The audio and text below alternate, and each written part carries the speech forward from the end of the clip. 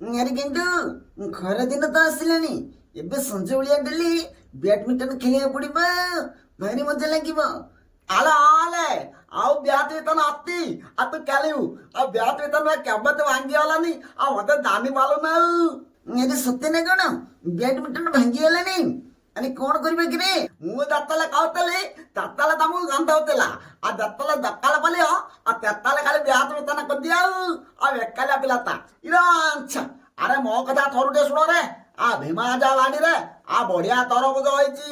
ହଁ ଚାଲ ସେଇ ତରଭୁଜ ଆଣି ବିକି ଦବା, ସେଇ ପଇସାରେ ବ୍ୟାଡମିଣ୍ଟନ କିଣିବା। ଆଉ କହିଲେ ନେವଲ ତ ମୁଣ୍ଡରେ ଏତେ ଚୈତନ୍ୟ ବୁଦ୍ଧି କହୁଛ ଆଉତିକଲେ ଆଇ ପାଠ ପଢିଲା ବେଳକୁ ଏଭଳିଆ ଚୈତନ୍ୟ ବୁଦ୍ଧି ଆସୁନି ଆଉ ସବୁବେଳେ ଖାଲି ଚୈତନ୍ୟ ବୁଦ୍ଧି ଆଲେ ଦଲା ପଲି ମାଦ ଖାଇଲେ ମାତଲେ କେହି କାଲିକ ଜାନିଅ ହଇରେ ଗେଣ୍ଡୁ ଆଉ ତୁ ନିଜେ ତ ଯିବୁନି, ଆରେ ଆମକୁ ବି ଛାଡିବୁନି।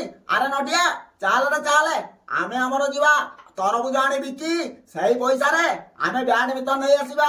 ହଁ ଆଉ ଗେଣ୍ଡୁକୁ ଦବାନି। ହଁ ରେ ନେଉଳ, ସେଇଆ କରିବା। ଚାଲେ ଚାଲେ ଝଟି ଯାଇ ତରଭୁଜ ନେଇ ଆସିବା। ହଁ ନଟିଆ ଭାଇ ଚାଲେ ଚାଲେ, ମୁଁ ବି ତମ ସାଙ୍ଗରେ ଯିବି।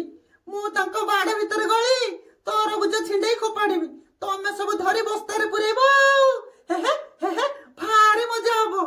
ସବୁ ତରଭୁଜ କଳା କନା ବୁଲେଇ ଆମେ ନେଇ ଆସିବା। ହଇରେ ଡାଙ୍ଗ, ତୁ ତ ଆମ ସାଙ୍ଗରେ ପୁଣି ଚଲେଇକି ହେଇଗଲୁଣି। ଚାଲ ରେ ଚାଲେ ଝଟି ଚାଲେ। ନାଚିବି ମୋ ନଙ୍ଗଳା ହଏ ତାଳି ମାରି ଦେଖିବୁ ମଜା, ଦେ ମତେ ବାଇଆ କରି, ଆଏ ମୋର ବାଇଆ ରଜା। ବାପ ଏଠି ତରଭୁଜ କିଏ କାଣ୍ଡି କରିଛୁ ମ? ଭାରି ଗରମ ହଉଛି ରେ ବାପା, ଯାଉଛି ୟାଦରେ ଗୋଟା ନେଇକି ପଳେଇବେ ଆଉ କେହି ଜାଣିପାରିବେନି। ହଇରେ ନେଉଳ, ଆମେ ଏଠି ତରଭୁଜ ରଖୁଛନ୍ତି, ଆରେ ୟା ଦେହରୁ ବଂଶୀ କାକା ଗୋଟେ ତରଭୁଜ ନେଇକି ପଳେଇଲେଣି। ଆଚ୍ଛା ଆ ଗଲା ଆଉ ମାମୁଁ ଗୋଟେ ତରଭୁଜ ନେଇଗଲେ।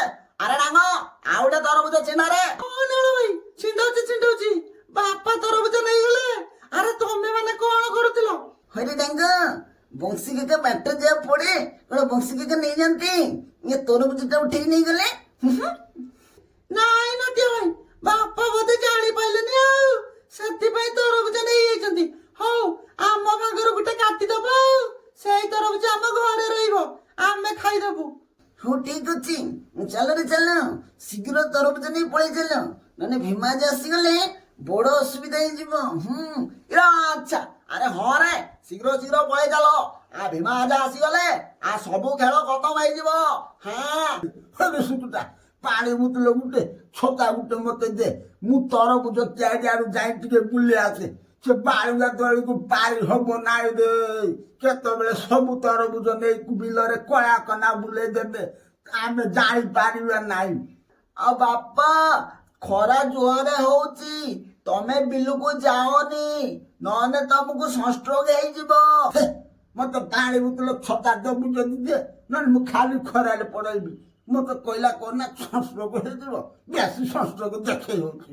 ହଉ ନିଅ ଦେଖିକି ଯିବ, ଖରା ଜୋରରେ ହଉଛି, ବେଶୀ ସମୟ ବିଲରେ ରହିବନି, ଶୀଘ୍ର ପଳେଇ ଆସିବ। ଜମା ବ୍ୟସ୍ତ ହୁଅନି, ମୁଁ ସାଙ୍ଗେ ସାଙ୍ଗେ ପଳେଇ ଆସିବି। ଘରକୁ ଯାଇ ଭାତ ବୋଡା ବୋଡି କରି ରଖିଥାଅ, ମୁଁ ଆସିଲେ ପଖାଳ ଭାତ ବାଇଗଣ ଗୁଡା ଲଗେଇ ପେଟେ ପଖାଳ ଖାଇବି।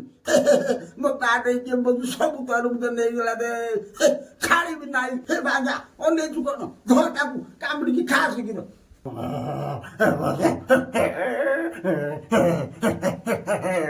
ଆରେ ପଳେଇ ଚାଲ ରେ, ଭୀମାଜ ଆସିଗଲେଣି। ଆଚ୍ଛା ଆରେ ହଁ ରେ ଶୀଘ୍ର ଶୀଘ୍ର ଚାଲ ରେ, ଆ ଭୀମା ଆଜା ଆସିଗଲେଣି। ଆରେ ତାର ଯୋଉ ବାଘା ଆରେ କାମୁଡ଼ି ଦବ ରେ, ଆରେ ଡାଙ୍ଗ ଶୀଘ୍ର ଚାଲ ରେ।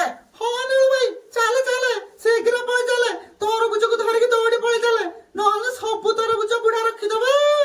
ଯଦି ଆମ ଚ୍ୟାନେଲରେ ନୂଆ ଅଛନ୍ତି, ଆମ ବେଲ ନୋଟିଫିକେସନ କୁ ଅଲ୍ ରେ କ୍ଲିକ୍ କରନ୍ତୁ, ଯେତେବେଳେ ଆମର ନୂଆ ଭିଡିଓ ଅପଲୋଡ କରାଯିବ ସର୍ବପ୍ରଥମେ ଆପଣ ମାନଙ୍କ ପାଖରେ ନୋଟିଫିକେସନ ଯିବ। ରହିଲି, ଜୟ ଜଗନ୍ନାଥ, ପୁଣି ଦେଖାହବ ନେକ୍ସଟ ଭିଡିଓରେ।